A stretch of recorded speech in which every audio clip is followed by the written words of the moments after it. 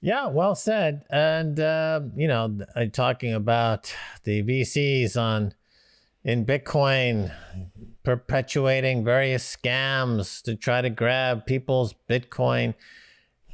Somebody asked me how the Bitcoin 22 conference in Miami compared with other previous conferences, and I said the difference is that the suits are nicer, right? So these cycles of scammers have been with us since the beginning.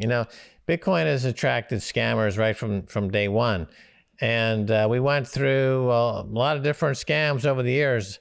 Remember the whole Dan Larimer period? He came up with 5 or 6 scams, big scams. And I can name others, the big cyclical and cyclical.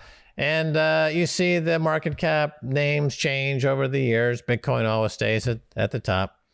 And now we've got like these Wall Street types and VCs and hedge fund guys with nicer suits.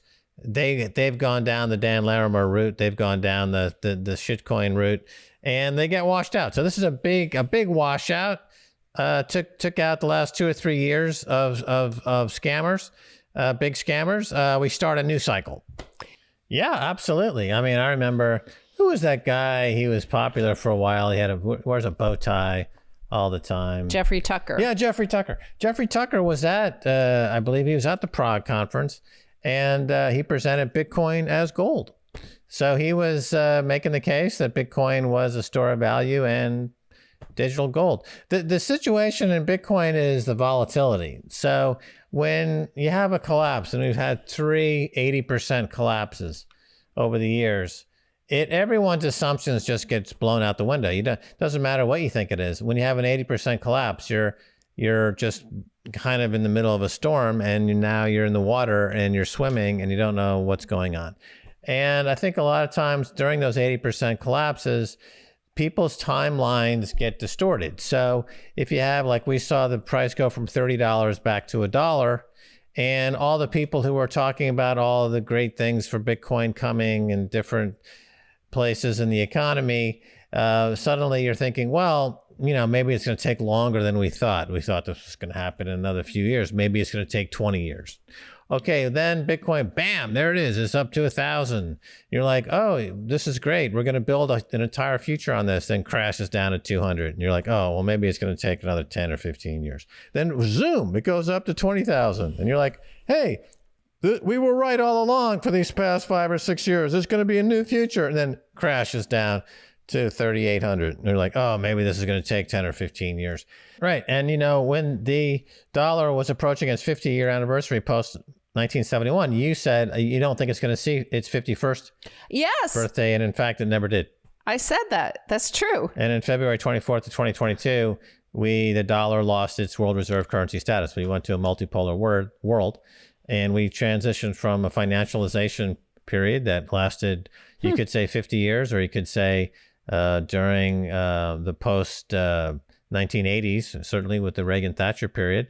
And now we're in a period of commodification, which started on February 24th of 2022. But you were right. You said it wouldn't last 51 years. It had made it to 50 years, and on February 24th, it ended. So that prediction was spot on. The shitcoin cycle hit a major inflection point in the last month or so. It had been since 2017, and the ICO craze was the buildup of all the shitcoin heroes of the past 4 years, I would say. The names, we can get into them or not get into them, but the latest names in both shitcoinery and hedge funnery and media funnery had a big move, and now they've been kind of washed out, wiped out, decimated. Another cyclical. Those two cycles hit at the same time. De-dollarization and this 4th or 5th shitcoin cycle both hit. Yeah, funny story, that Novogratz story, really. I mean, in 2015, his hedge fund closed after having 2 very bad years, and he decided to hang it up, as happens all the time in hedge fund business. Hedge funds almost never outperform the market over any decent amount of time, like 3 or 4 years. Hedge funds typically have 1 or 2 great years, like Cathie Wood, for example. She's not a hedge fund per se, but she has a really hot hand for a year or 2. And then now she's underperforming the NASDAQ. That's pretty much 98, 99% of the money management business of they have a couple of great years, and then they underperform for many, many years. And typically just owning the market with an index fund outperforms hedge funds. That's been true since the beginning of index funds. But so Mike Novogratz, I think in 2015, he closed shop. That happens. He had 2 very bad years. And then I guess it's in 2018 or so when he was gifted an enormous amount of Ethereum from the pre-mine from Vitalik, and he became, instant billions or dollars or so in profit with that, and that does something to your mind. It makes you sloppy as a money manager, because he didn't really do any due diligence or anything with that. He was just gifted it. He was a friend with Joe Lubin. They had, I believe, gone to university together. It's a great story with Blythe Masters. Remember when she was at J.P. Morgan, she was rigging the silver markets. Pretty obvious, well-documented story of Blythe Masters and the silver market rigging. And then thanks to Crash JP Morgan Buy Silver campaign that we did, she got fired.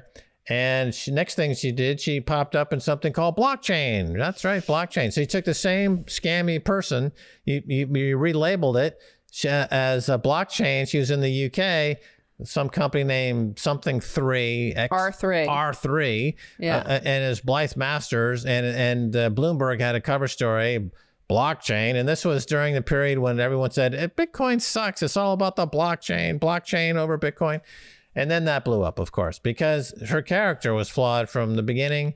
And just because she changes the label and she's now into a different part of the market doesn't make her any less of a scamster.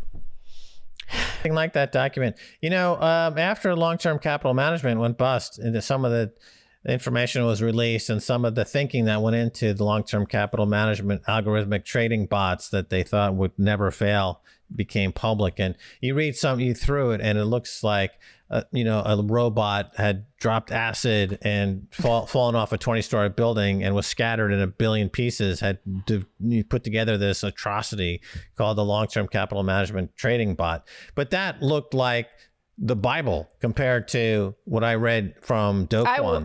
Right. And the way they justify it is that in order for this to have any hope of being repaired, we must fix the problem of liquidity. Yes, so this is the classic Wall Street ruse of liquidity versus insolvency. So Wall Street firms are not insolvent, they're just illiquid. But all the mom and pop shop out there that are being burned by all this financial fraud, they're insolvent and they need to go away. Lehman Brothers was insolvent. Bear Stearns was insolvent, but Goldman Sachs just had a liquidity problem.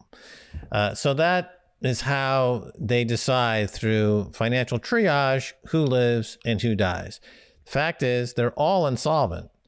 It's remarkable that Ben Bernanke this past week and Jay Powell echoed the sentiment, saying that, he wished he had raised rates sooner, because by not raising rates sooner, they created the inflation that we're all suffering from now.